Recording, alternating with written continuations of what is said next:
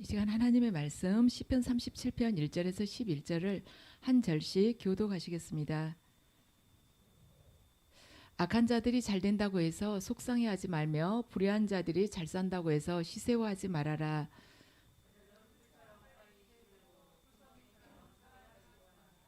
주님만 의지하고 착한 일을 하여라. 그분의 미쁘심을 간직하고 이 땅에서 살아라.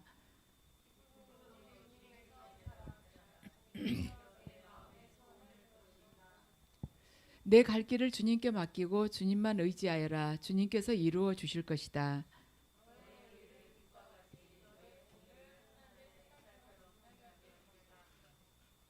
잠잠히 주님을 바라고 주님만을 애타게 찾아라. 가는 길이 언제나 평탄하다고 자랑하는 자들과 악한 계획도 언제나 이룰 수 있다는 자들 때문에 마음 상해하지 말아라.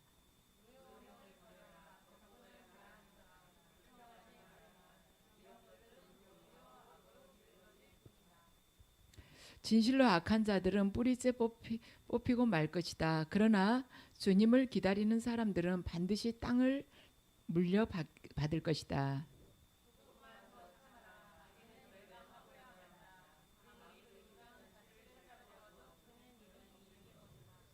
함께 읽으시겠습니다. 겸손한 사람들이 오히려 땅을 차지할 것이며 그들이 크게 기뻐하면서 평화를 누릴 것이다. 아멘. 잠시 주님의 보혈의 은혜를 받으시겠습니다.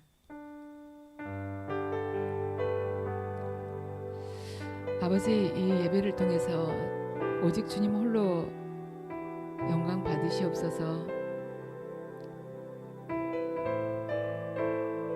예배 가운데 아버지의 보혈을 저희들에게 허락해 주셔서 저희 안에 있는 옛사람, 과거의 죄악된 생각들을 아버지 지워주시옵소서. 보혈로 씻어주시옵소서. 저희 심령 또한 주님께서 보혈로 깨끗하게 씻어주시어서 이 땅에서 비록 저희들이 발을 디디고 살지만 세상의 형통함을 부러워하지 않고 오직 주님 안에서 주님으로 인해서 기쁘고 감사하게 살도록 도와주시옵소서. 예배드리는 이들이 아버지 가정 또한 기억해 주시옵소서. 우리 시온산 기도원 또한 아버지 기억해 주시옵소서. 주님의 보혈 넘치게 부어주시어서 저희 모두가 어둠의 세력으로부터 자유케 되고 오직 주님만이 영원한 분이시며 참 생명을 깨달을 수 있도록 저희의 생각과 마음과 눈과 귀와 입술에 아버지의 보혈을 발라주시옵소서.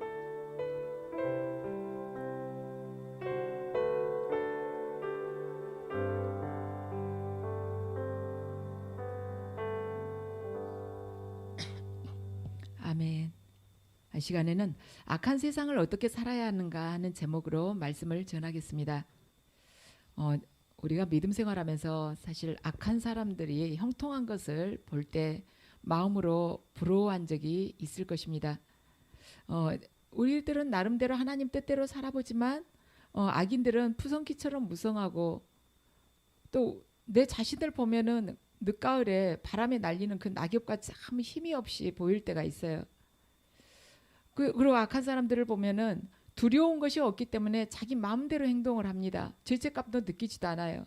근데 그에 비해서 믿는 자들은 하나님 뜻 안에서 해야 되기 때문에 악한 자들에 비해서 제한이 많습니다. 그런데 이제 경쟁으로 보자면 우리가 훨씬 더 뒤떨어진 뒷부분에서 달리기를 한다면 뒷부분에서 저 뒤에서 몇 미터 뒤에서 뒤늦게 출발한 사람처럼 그렇게 불리함을 안고 가는데 이 불리함을 안고 끝까지 영적 전쟁을 치러야 하는 인생에서 도대체 어떻게 살아야 할 것인가. 세상 속에서는 수단과 방법을 가리지 않아도 정말 그 경쟁에서 치열한 경쟁 속에서 살아남기가 쉽지가 않은데 우리는 많은 것을 양보하고 또한 포기하고 출발을 해야 되는데 우리가 과연 그 안에서 살아남을 수가 있을 것인가 하는 것입니다. 우리들에게 있어서 믿음으로 살아도 분명히 성공한다는 그런 보장만 있다면 우리는 믿음으로 비교하지 않고 담대하게 살 수가 있을 것입니다. 믿음으로 살았을 때 100% 성공한다. 이러한 보장이 있다면요. 그렇지만 그것이 분명하지 않는 것이 우리에게 있어서 문제라는 것입니다. 근데 이 문제에 대한 답, 믿음으로 살면 분명히 우리가 성공한다. 그럴 것인가 아닐 것인가. 어쩔 때 보면 믿음으로 사는 사람들이 훨씬 더 고생하는 것 같고. 그렇지만 이 문제에 대한 성경의 답은 뭐냐면 이 세상에서 믿음으로 절대로 망하지 않는다는 것입니다. 믿음으로 살면 성공한다. 이건 100%이 세상의 눈으로 봤을 때 100% 보장할 수는 없지만 믿음으로 살면 이 세상에서 절대로 망하지 않는다. 그것이 하나님의 말씀이라는 것입니다. 그래서 믿음으로 살게 되면 일시적으로는 불리할 수가 있지만 훗날 반드시 더 큰 복을 우리가 받게 된다는 것입니다. 그건 하나님께서 보증을 하신 것입니다. 오늘 하나님께서는 말씀을 하세요. 1절을 보면요. 악한 자들이 잘 된다고 해서 속상해하지 말며 불의한 자들이 잘 산다고 해서 시세워하지 마라. 악한 자들이 잘 된다고 해서 너 불평하지 말고 불의한 자들이 잘 된다고 해서 시기 질투하지 말라는 것입니다. 근데 속 상하죠. 자기 마음대로 자기 욕심대로 남한테 피해주면서 사는 사람이 너무 잘 살 때 속이 상하죠. 그래서 이 악한 사람으로 인해서 하나님께 우리가 불평하는 마음, 속상할 때가 있어요. 하나님 앞에서. 근데 우리가 그 악한 사람들에 대해서 왜 속이 상한가? 가만 내 내면을 정직하게 들여다보면 딱 두 가지 이유가 있습니다. 악한 사람들 잘 살 때 속상한 게 뭐냐면 첫 번째는 뭐냐면 사회적으로 성공한다는 거예요. 그 사람들이. 하나님 잘 믿고 있는 내가 성공했으면 좋겠는데 악한 사람들이 나보다 더 잘 될 때 그럴 때 이제 속이 상하면서 은근히 아유 좀 망했으면 좋겠다. 저렇게 불의한 방법으로 하는데 보란 듯이 자기 잘못 깨달을 수 있도록 좀 망했으면 좋겠다 하는데 쉽게 안 망하죠. 그리고 다른 두 번째 하나는 뭐냐면 뭐 때문에 악한 사람들이 잘 될 때 우리가 속이 상하냐면 그 사람들이 너무 자유롭게 산다는 것 때문에 우리가 속이 상합니다. 왜냐하면 악인들은 인간이 할 수 있는 모든 수단과 방법을 가리지 않고 다 사용해서 사는데 우리 성도들은요 할 수 있는 방법이 제한이 되어 있어요. 그러니까 우리가 악한 사람, 악인들이 형통할 때 속상한 게 첫 번째로는 그 사람들이 말하자면 사회적으로 성공한다는 거, 두 번째로는 하고 싶은 대로 한다는 거예요. 그래도 아무 제약이 따르지 않는다는 것입니다. 그래서 이 사람들은 모든 방법 다 갖다 쓰는데 성도들은 그거 알면서도 사용하지 않고 가만히 있는 거. 그럴 때 속이 상하는 것이죠.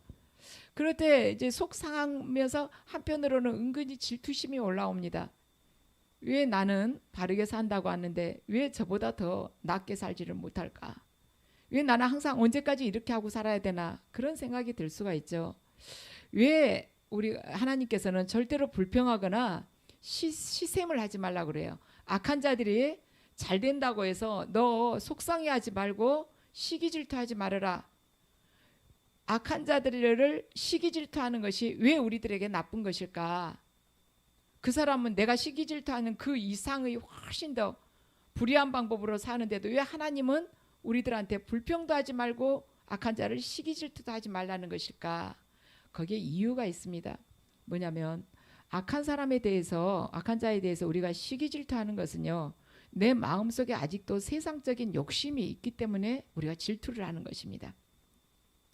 내 안에 옛사람이 아직도 죽지 않고 있기 때문에 악인이 잘 되는 것이 부러운 거예요. 시기질투는 이 부러움하고 같이 이렇게 드러나게 되는 것입니다. 그래서 우리가 하나님 앞에서 칭찬과 상급을 받는 기준은 훗날 하나님 앞에서 우리가 칭찬과 상급 받는 기준은 뭐냐? 세상에서 얼마나 성공했느냐? 하나님은 그것이 아니라는 것입니다.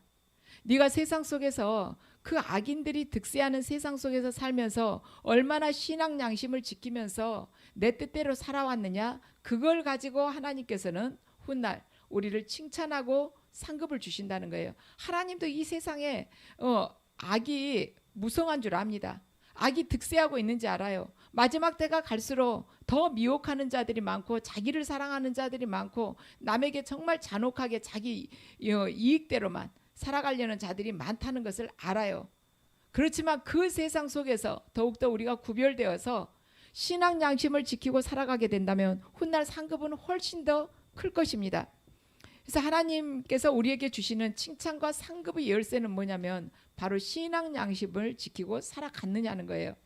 그리고 악한 자를 우리가 투기하는 것에 대해서 또 다른 이유는 뭐냐면 하나는 그러니까 나의 옛사람이 죽지 않았기 때문에 아직도 세상적인 욕심이 내 안에 있기 때문에 하나님께서 그걸 보시면서 악한 사람 시기 질투하지 마라 하고 우리들에게 말씀하시는 거고, 두 번째는 뭐냐면요, 악한 사람을 시기 질투하는 것은 내 안에 두려움 때문에 또 그러는 것이에요. 왜냐하면 우리는 세상 속에서 살아요. 그런데 세상 속에서 우리가 경쟁해서 도태돼 버리면은 자칫하면은 살 수가 없는 그러한 두려움이 내 안에 이렇게 엄습하는 것입니다. 그래서 내가 믿음의 방법으로 살아가는데, 믿음의 방법으로 나는 지금 살고 있는데 과연 세상 속에서 내가 살아남을 수 있겠는가, 이것이에요. 거기에 대해서 내가 자신이 없고 두렵기 때문에 악한 사람들에 대해서 시기 질투를 하게 되는 것입니다. 내가 이미 확보할 거 다 확보했으면 그 사람들이 나보다야 훨씬 못하니까 시기 질투할 필요가 없어요. 근데 나는 아직 미래에 대해서 불확실한데 그 사람들은 승승장구하니까 내가 질투심이 이렇게 올라오는 것이죠. 근데 성경은 뭐라냐면 악한 때를 살수록 지금 악한 자리를 잘 뗀다고 해서 절대 속상해하지 마라, 불평하지 말라는 것입니다. 왜냐하면 불평하다 보면 불평하는 것이 우리에게 있어서 습관이 돼버린다는 것입니다. 그래서 불평하는 것을 그냥 딱 고쳐야 돼요. 입을 딱 다물어야 되는 것입니다. 속에서 올라와도 그냥 기도를 해야 돼요. 아이, 불평 안 하게 생겼냐고. 그런데 감사하려고 생각하면 얼마나 감사할 것이 많습니까? 내가 지금 혼자서 산소호흡기 되지 않고 숨 쉴 수 있는 것만도 감사한 거예요. 혼자 화장실 다닐 수 있는 것만도 감사한 것입니다. 내가 혼자 밥도 먹을 수 있는 것만도 감사해요. 감사할 것이 얼마나 많습니까? 근데 우리는 내가 그것을 가장 기본적인 것, 너무 당연하게 생각해 온 것을 잃어버리기 전에는 그것이 감사할 것이라는 것을 모른다는 것입니다. 불평은 습관이 되면 계속 불평을 하는 것이고, 감사는 습관이 되면 계속 또 감사를 하는 것이에요. 뭔가가 마음에 안 들어가지고요, 나는 이러이러한 거 여기 싫어. 만약에 내가 어떠한 직장에 가서 뭔가 상사가 뭐 하는 게 싫었다. 그래가지고 그 직장 상사에 대해서 내 흉을 보고 나 여기서 더 이상 못 있겠어 하고 나간 사람은 다른 직장 가면은 아주 좋을 것 같죠. 그 직장에 가서도 뭔가 그 사람 마음에 안 들어가지고 계속 불평을 하는 것입니다. 불평한 자에게는 하나님께서 절대로 길을 열어주지 않아요. 감사하는 자는요, 지금은 감사하고 남 보기에는 겸손해가지고 절대 남을 다스리는 자가 되지 못할 것 같아도 하나님께서 언젠가 책임지는 그러한 자리로 그를 올려주신다는 것입니다. 그래서 우리는요, 이제 이미 말하자면 해답을 알았어요. 감사하는 것을 습관을 들이자는 것입니다. 불평하려고 보면은요, 모든 문제에는요, 말하자면 만사에는 빛과 어둠이 있어요. 양면이 있는 것입니다. 이거 똑같은 것도요, 장점으로 보려면 얼마든지 좋은 점으로 보고요, 그를 말하자면 세워줄 수 있는가 하면 그걸 깎아내려 가지고 단점으로 보자면은요, 한없이 그걸 또 믿게 볼 수가 있는 거예요. 말이 별로 없는 사람을 가지고 아우, 저 사람은 참 진지하다, 말이 없지만 항상 삶을 보면은 진실하다, 이렇게 이야기를 하는 사람이 있는가 보면 말이 원래 없는 사람을 가지고 아유, 쟤는 말주변도 없다고 답답해, 이렇게 말하는 사람이 있다는 것입니다. 근데 하나님께서는 우리들에게 자꾸 남을 세워주고 생명을 살리고 감사하는 말을 하는 그런 습관을 들이라는 것입니다. 우리가 감사할 때 감사할 조건이 많아가지고 감사하는 것이 아니에요. 감사하는 습관 때문에 감사를 하게 된다는 것입니다. 그래서 지금 이 시간에 예배드리는 저나 여러분 모두가 감사하는 습관을 자꾸 들이자는 거예요. 아우, 내가 그 일을 어떻게 해? 그걸 나한테 맡기면 나 지금 시간도 없고 몸이 얼마나 피곤한데, 이럴 것이 아니라 아우, 지금 나에게 맡겨주신 것이 감사하다, 나는 부족하지만 최선을 다해보겠다, 이 마음으로 해야 된다는 것입니다. 또 불평할 만한 일이 없어서 사람은 불평을 하지 않는 것이 아니에요. 감사를 하려고 불평하지 않는 버릇을 그가 몸에 배이도록 말하자면 훈련을 했고 매번 감사할 것을 찾는 것입니다. 세상은요, 불평으로 가득 차 있어요. 그래서 오늘 말씀은 그래 가지고는 불평불만 해갖고는 절대로 악한 때를 못 넘긴다는 것입니다. 악한 때를 승리로 끌어가지 못한다는 것이에요. 불평하는 사람은 어디 가나 불평을 하는 것입니다. 항상 부족하다 그래요. 항상 뭐 꼬투리를 잡아내요. 에베소서 5장 16절 말씀을 함께 읽으시겠습니다. 세월을 아끼라 때가 악하니라. 아멘. 여기서 세월을 아끼라는 말이 있습니다. 이 아끼라는 말은요, 엑사고라저라고 그러는데, 이게 헬라어로 엑사고라저라고 그러는데, 이게 어떤 뜻을 가지고 있냐면 몸값을 치르고 되산다는 말이에요. 그러니까 우리에게 주신 이 생명이 결코 간단한 것이 아니라는 것입니다. 예수 그리스도께서 몸값을 치르고 우리들에게 주신 것이에요. 이 아끼라는 말이 바로 그것입니다. 그 생명을 효율적으로 잘 살으라는 것이에요. 이 아끼라는 말에는 속량, 값을 치르고 샀다는 이 뜻이 들어있다는 것입니다. 그래서 우리들에게 예수 그리스도께서 이 참 생명을 주시기 위해서 당신께서 십자가상에서 당신의 그 육체를 온전히 아버지 앞에 그냥 내드리고 그 죽음을 맞이했던 것처럼, 맞이해서 우리들에게 참 생명을 살 수 있는 기회를 우리에게 주셨던 것처럼 이것을 우리가 잘 활용을 해야 된다는 거예요. 우리는 이제는 구원받았기 때문에 옛사람처럼 살지 않고 새 사람으로 계속 살아간다는 것입니다. 그런데 새 사람으로 살아가는 것이 어떻게 살아가는 것이 새 사람으로 살아가는 것일까? 새 사람으로 산다는 것이 무엇일까? 이제는 시간에 대한 관념이 우리가 바뀌었다는 거예요. 새 사람은요, 시간관이 바뀐 사람인 것입니다. 과거에는 단순히 말하자면 물리적인 그런 시간, 1시간, 2시간이 시계가 째깍째깍하고 갈 때 그 시간을 가지고 우리가 계산을 하면서 살았지만, 이제는 그걸 초월을 해가지고 예수 그리스도 안에서 참 생명의 시간, 건져 올리는 시간, 엑사고라죠. 그 시간을 우리가 사모하면서 그 시간을 살아가기를 우리가 간절하게 원하면서 그러면서 살아간다는 것입니다. 그래서 이제는 우리들의 시간이요, 땅의 시간이 아니라 하늘의 시간으로 바뀌게 되고, 크로노스의 시간이 아니라 카이로스의 시간으로 바뀌게 되고, 이제는요, 내 중심의 삶이 아니라 예수 그리스도 중심의 삶으로 그렇게 바뀌게 된다는 거예요. 지금까지는 땅의 것을 계속 사랑하고 그걸 욕망하면서 살아갔지만, 이제는 눈에 보이지 않지만 영원한 세계를 사랑하면서 가장 하나님 안에서의 가치, 영원한 가치를 사모하면서 사랑하는 자, 그렇게 바뀐다는 것입니다. 그래서 하나님께서는 이걸 너희들이 기억을 해라. 너희들에게 준 이 생명이 결코 거저온 것이, 무가치하게 거저온 것이 아니다. 그 육으로 그냥 부모 몸에서 태어나서 그걸로 끝난 것이 아니다.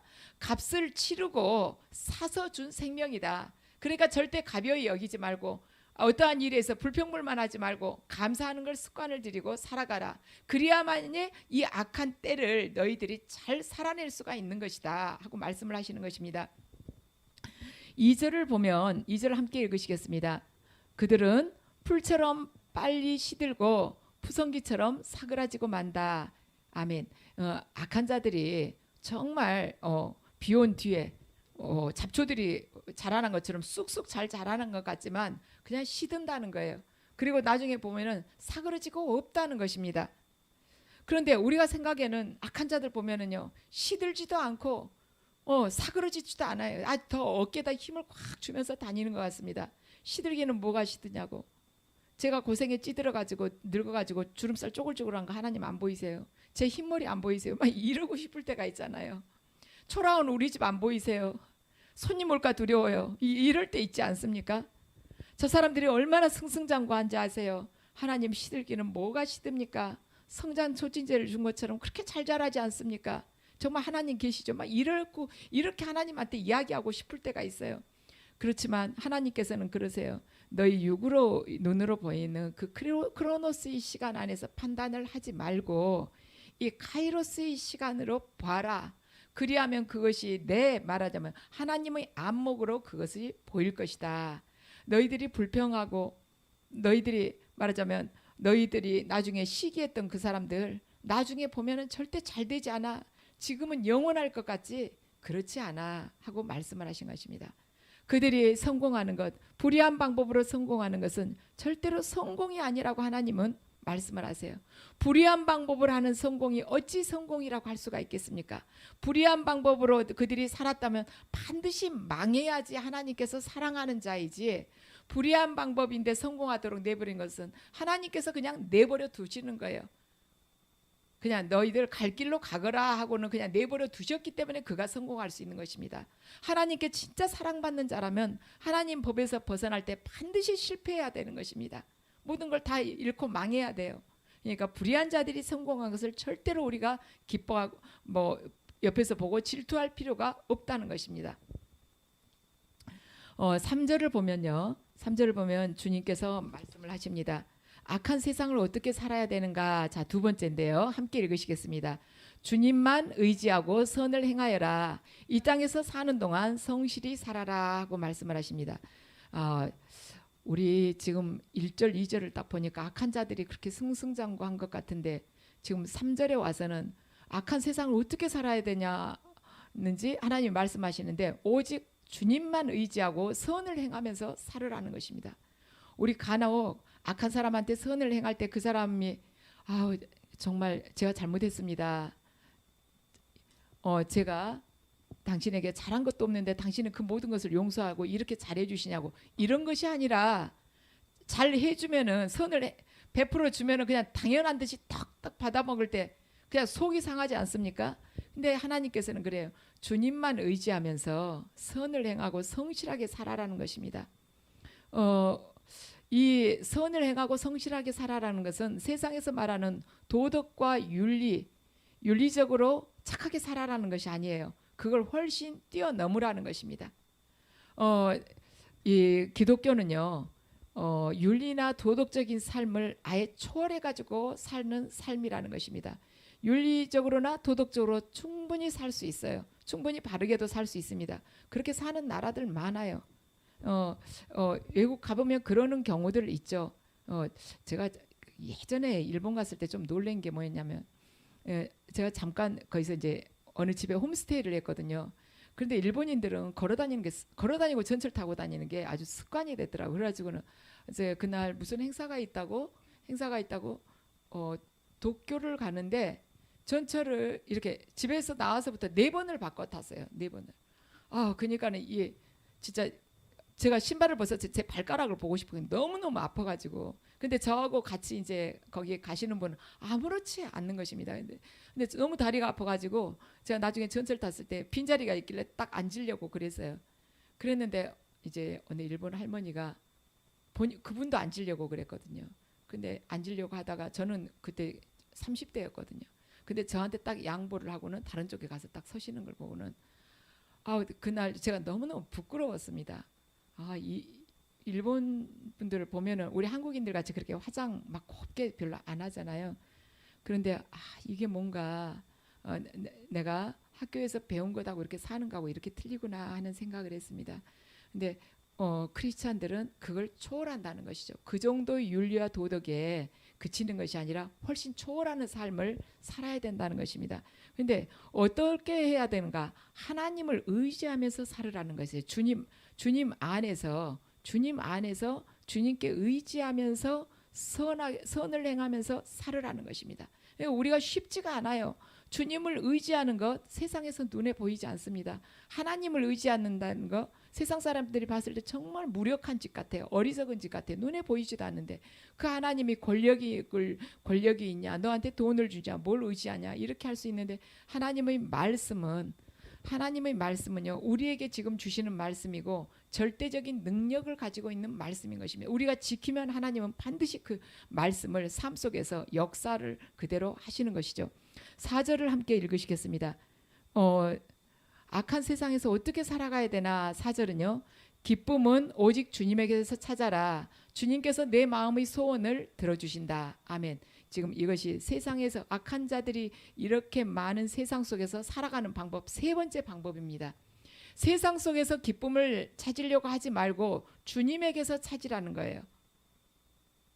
그러면 주님께서 네 마음의 소원을 들어주실 것이다. 그런데 이 기쁨이라는 것이 정말 나에게 기쁜 일이 닥치면 누가 기뻐하지 않겠습니까? 문제는 이 환경은 나에게 주어진 이 조건이나 환경은 육의 눈으로 봤을 때는 기쁘지 않은데 주님 안에서 기쁨을 찾으라는 것입니다. 주님 안에서 찾으라는 것이에요. 이것만 되면요, 우리는 어떤 환난과 역경 속에서도 항상 기뻐할 수 있어요. 왜냐, 주님과 연합된 자는요, 주님께서 책임을 지실 것이라는 거예요. 그게 분명한 말씀의 약속의 말씀인 것입니다. 세상은요, 계속해서 우리에게 실망을 주고 우리를 두렵게 할 것입니다. 우리를 불안하게 할 거예요. 그래서 지금은 뭔가 내가 취한 것 같을 때는요, 행복한 것 같고, 이제 내가 더 이상은 뭐 원할 거 없을 것 같다, 모든 게 다 갖춰진 것 같지만, 이 세상은요, 계속해서 내가 가지고 있는 것 같아도 금방 사라지는 것이고, 세상의 기쁨은 얼마 가지 않아요. 등산한 사람들, 히말라야 산이나 등산한 사람들 보세요.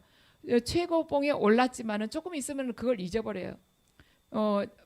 어떤 콩쿨 같은 데 가는 사람들, 거기에 대회 나가기 위해서 열심히 연습한 사람들, 그 콩쿨에서 우승한 것이 목적인 사람은요, 우승함과 동시에 그게 뭐 한두 달 지나고 나면 그게 별로 의미가 없어지는 것입니다. 왜냐? 세상 것이기 때문에. 그런데 기쁨을 하나님 안에서 찾게 될 때요, 우리는 이 환경이나 나를 두르고 있는 모든 조건을 초월하면서 살아가게 된다는 것입니다. 하나님이 우리를 불러주시고 계속해서 매일매일 우리가 살아가면서 하는 게 뭡니까? 범죄하지 않습니까? 그 죄에서 쉽게 떠나지 못하고 죄로부터 정결하지 못한 나를 참고 기다려주시고 자녀 삼아주신 것만도 얼마나 감사한 것입니까? 그것만으로도 우리는 충분히 기뻐할 수가 있는 거예요. 내가 이 세상에 올 때 뭐 가지고 왔습니까? 알몸으로 오지 않았습니까? 그런데 나의 이 부끄러움을 가려주시고, 여름이면 겨울이면 걸칠 옷을 주시고, 그래도 없다 하면서도 굶주리지 않게끔 하나님께서 계속 지켜주시고, 또한 하나님이 그 말씀을 나에게 주신 거, 그것만으로도 우리가 충분히 기뻐할 수 있지 않겠습니까? 그래서 이제는 기뻐하는 그 관점, 기준을 바꿔야 된다는 것입니다. 예전에는 나를 두르고 있는 이 육의 세계에서 내가 원하는 그 목말라는 것이 채워지면 기뻤는데, 지금은 하나님 그분 한 분만으로도 내가 항상 기쁘고 감사할 수 있는 자, 그 자가 이 악한 세상 속에서 살아남을 수 있는 자라는 것입니다. 자, 5절을 보시겠습니다. 악한 때를 이기는 지혜는 뭔가, 함께 읽으시겠습니다. 내 갈 길을 주님께 맡기고 주님만 의지하여라. 주님께서 이루어 주실 것이다. 아멘. 하나님께 맡기라는 것이에요. 근데 우리는 맡긴다 하면서도 사실은 다 맡기지는 못합니다. 90% 맡긴다 해도 나머지 10% 진짜 중요한 것은 내가 맡기지 않고 내가 붙들고 있을 때가 많아요. 그냥 아예 딱 맡겨야 되는데.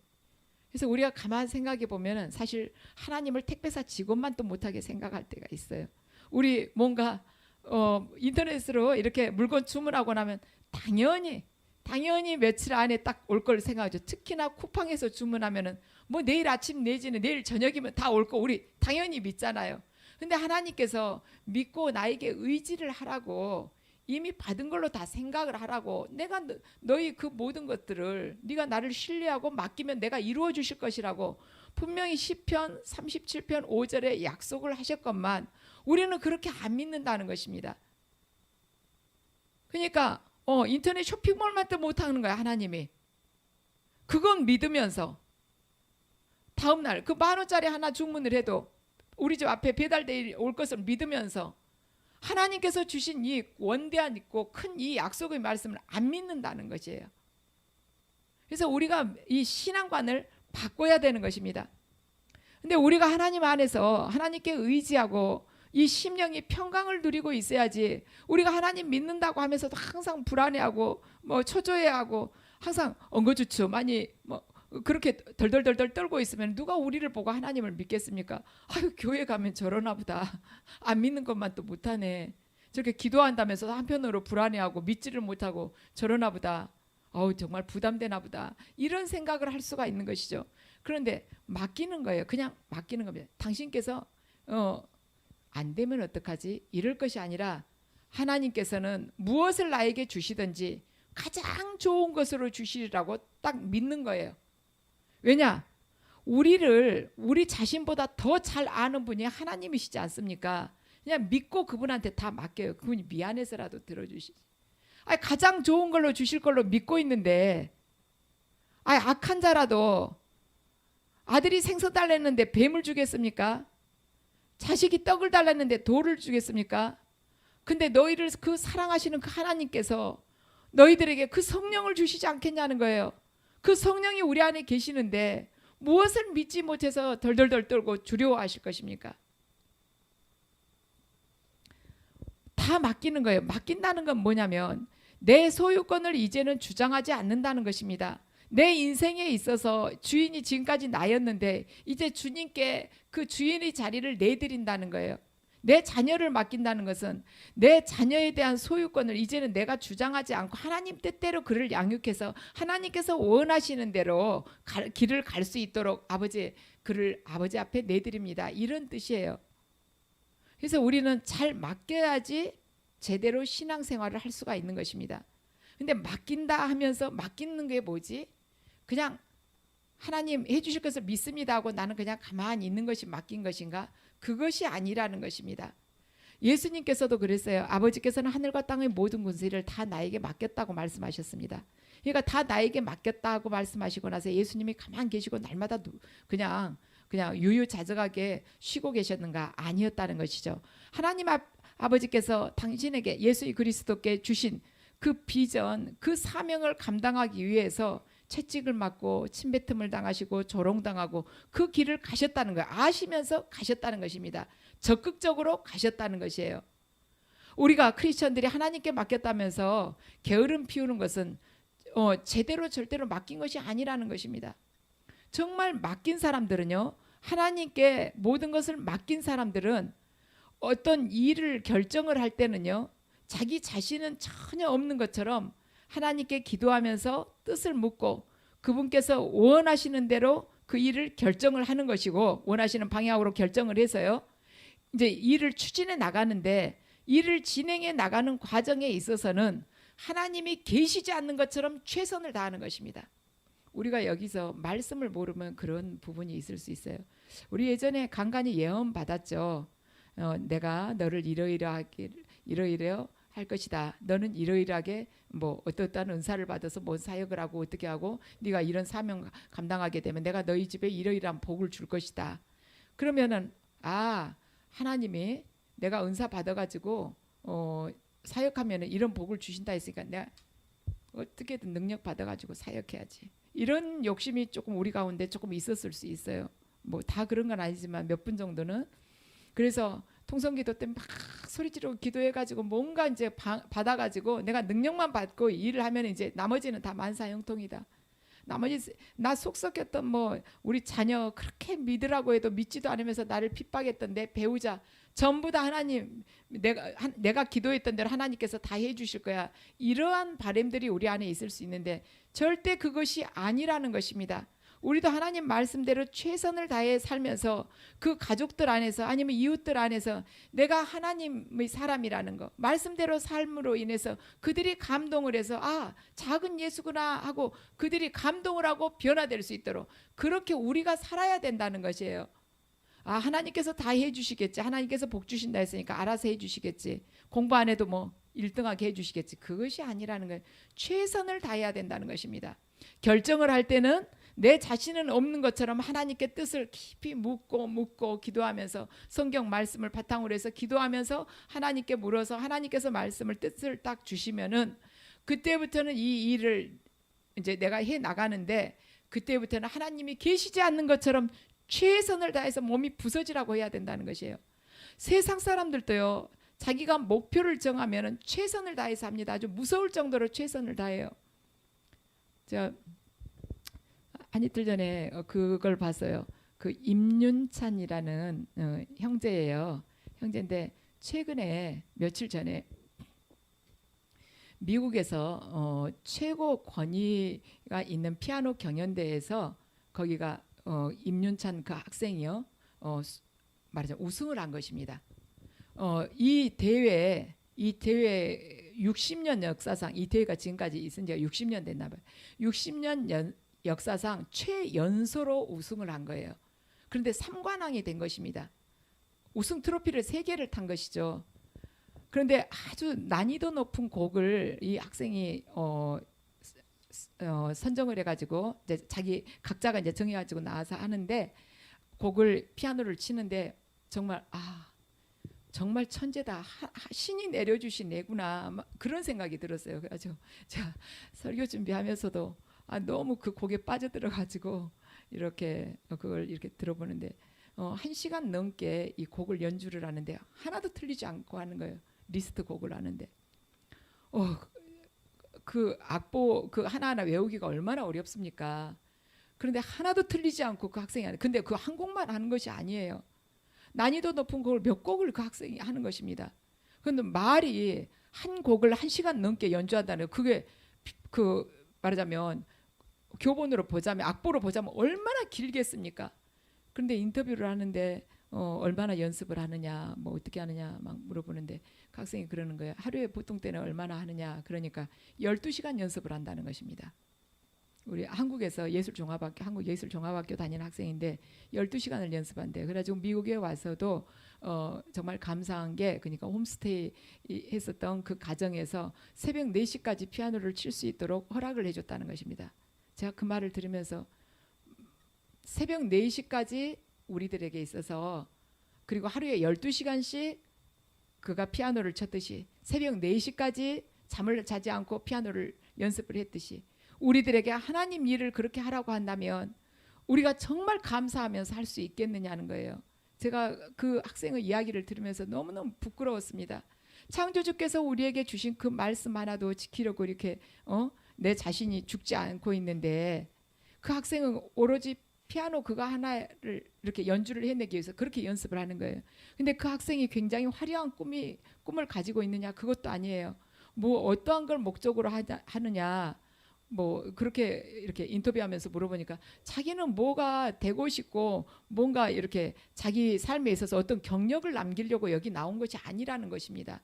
다만 한국에서는 내년이면 자기가 성년이 되니까 그 전에 자기가 어느 정도 되는지 그냥 자기를 한번 확인해 보고 싶어서 나왔다는 거예요. 그러니까 그 인터뷰하는 분이 뭘 하고 싶냐 당신은 뭘 하고 싶냐고 그러니까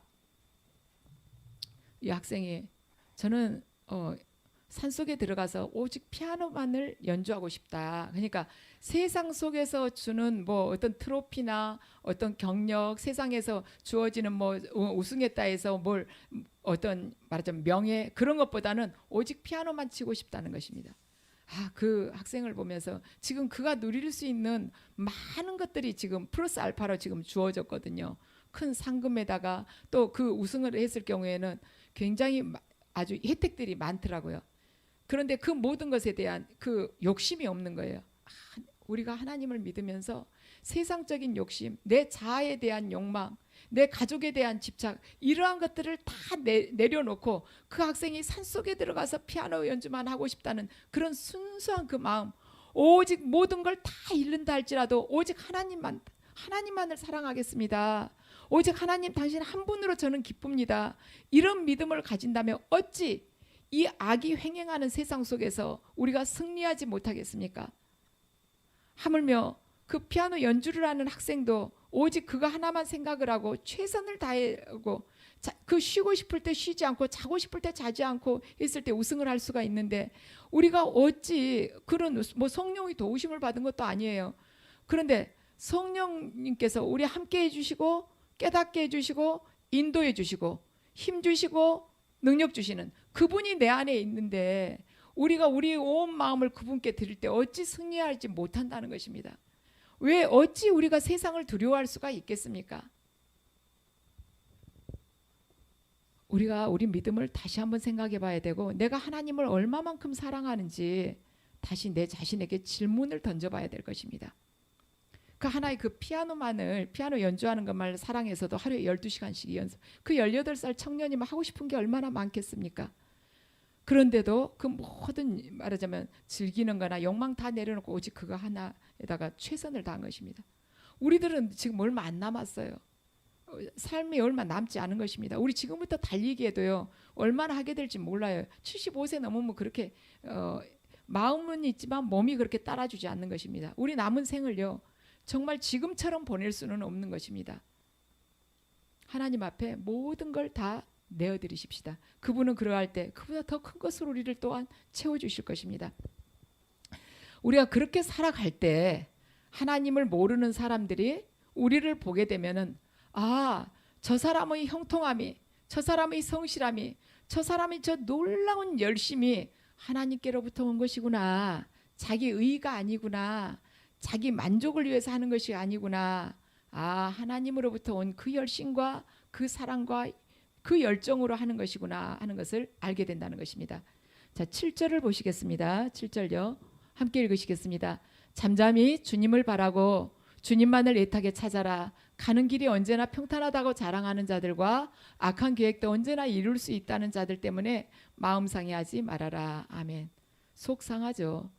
가는 길 평탄하다고 본인 하고 싶은 대로 하면서 다 살면서 그 평탄하다고 자랑하는 자들이나 악한 계획 세웠는데도 그 계획이 탁탁 맘먹는 대로 이루어진다는 거, 그걸 봤을 때 속상할 수 있는데 하나님께서 속상해하지 말라는 것이에요. 그리고 너는 잠잠하게 주님 바라보면서 주님만 찾으라는 것입니다. 침묵을 하라는 거예요. 침묵하고 기도하라는 것입니다. 근데 사람들은 입을 열면 남 비난하고 근거도 없는 말을 해대면서 남에게 상처를 주고 남을 공경에 빠뜨립니다. 그런데 그런 세상의 말하자면 그 추세에 따라가지 말라는 것입니다. 지금 이 세상은요, 미디어가 너무 발달해가지고 이 침묵이 훨씬 더 큰 능력을 지금 발하게 생겼어요. 왜 침묵이 중요한가? 하나님께서 나를 나보다 더 잘 알고 계시기 때문에, 세세하게 잘 알고 계시기 때문에 우리 굳이 말할 필요 없어요. 하나님께서 나보다도 더 멀리 바라보시고 보호해 주시고 인도해 주신다는 것입니다. 근데 굳이 말로 설명을 할 필요가 없다는 것입니다. 그다음에 8절 함께 읽으시겠습니다. 노여움을 버려라. 격분을 가라앉혀라. 불평하지 말아라. 이런 것들은 오히려 악으로 기울어질 뿐이다. 아멘. 우리에게 불평하지 말라. 악한 자들이 자기 맘먹은 대로 잘 된다고 해서 화내지 말라. 분노하지 말아라. 왜냐하면 우리가 악으로 기울어지기 때문에 하나님께서 그렇게 권면을 하시는 것입니다. 결국에는 진실로 악한 자들은 다 뿌리채 뽑힌다는 것이죠. 9절을 함께 읽으시겠습니다. 진실로 악한 자들은 뿌리채 뽑히고 말 것이다. 그러나 주님을 기다리는 사람들은 반드시 땅을 물려받을 것이다. 아멘. 주님을 기다리는 사람들은 반드시 땅을 물려받을 것이다. 새하늘과 새 땅에서 너희들이 하나님으로부터 그 너희들이 각자의 그 말하자면 유업을 받게 될 것이다.